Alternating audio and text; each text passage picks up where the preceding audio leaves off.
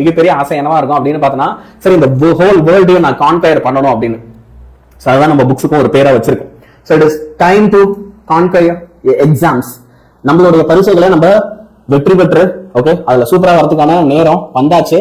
So 11th 12th உங்க ரெண்டு பேருக்குமே வந்து இந்த கைட் புக்ஸ் உங்களுக்கு அவைலபிளா இருக்க போகுது.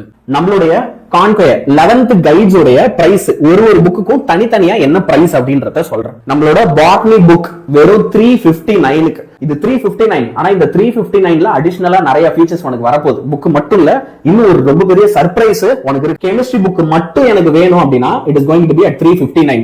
சரி, நான் கம்ப்யூட்டர் சயின்ஸ், எனக்கு கம்ப்யூட்டர் சயின்ஸ் கைடு வேணும் அப்படின்னா 404 rupees வரும். இது நம்பர் ஆஃப் பேஜஸ் எல்லாம் அதிகமா இருக்கும், கண்டென்ட் அதிகமா இருக்கும். அதனால இது வந்து பாத்தீங்கன்னா 404 rupees. உங்களுக்கு தெரியும் மேக்ஸ் சொல்லவே வேண்டாம்.